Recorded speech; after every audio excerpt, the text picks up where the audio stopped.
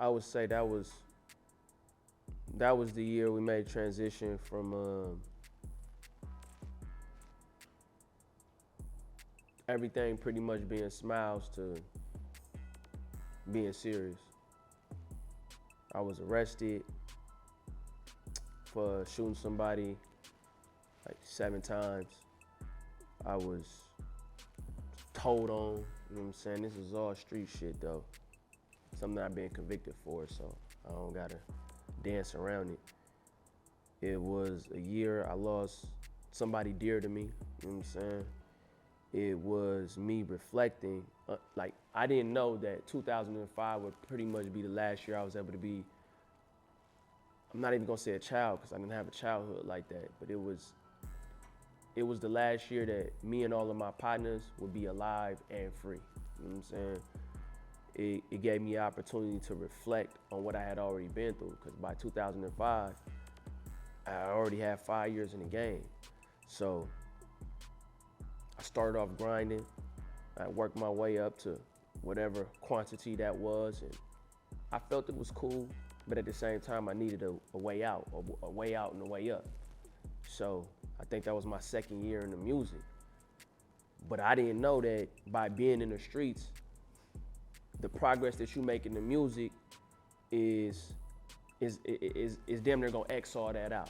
So for every song that I dropped, for every job that I had, for every college semester that I completed, being that I'm in the streets, man, it's like the weight of the streets outweigh all of that. So in 2005, it pretty much reached a boiling point. I believe my first job was at the Boys and Girls Club. That was in the town. After that, I had a job at Old Navy. I had a job at Waterworld. I even had 2 security jobs, you feel me? I worked at American Eagle in Stonestown. Went to City College, you know what I'm saying?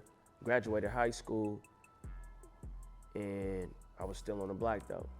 So I'm trying to balance it out. And summer 2005, actually, like I said, took the police on a high speed, got arrested. Shout out to my co-D, stayed solid, he pled the 5th. But shortly into that, like I said, one of my partners got killed. And I mean, it was a year into damn near a civil war in the neighborhood. You know what I'm saying? It was, if you looking in the city, I believe between 2004, 2005, 2006, actually 2005, that's one of the most deadliest years in the history of San Francisco. So either you was on the news for getting left somewhere, you was on the news for leaving somebody somewhere, you was in general hospital, you understand me, war wounds, or yeah, that's just what it was, man. Everybody was forced to grow up extremely fast. And I didn't know what was in front of me, but hindsight, when I look at that year, I do remember the smiles, I do remember the innocence. Even though I had been in the streets, it's still a level of innocence until somebody died, you know what I'm saying, that's dear to you, or get killed, I should say, that's dear to you in the streets though. And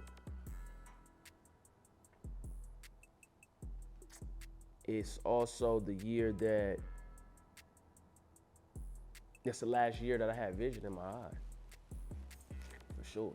So I didn't know that neither. It wasn't like nobody called me like, hey, you finna go blind. So that's the last year I was able to see in both of my eyes. I still got both of them, but I'm blind in the left eye. So 2005, man, it was a beautiful time to be alive, and real significant to the story.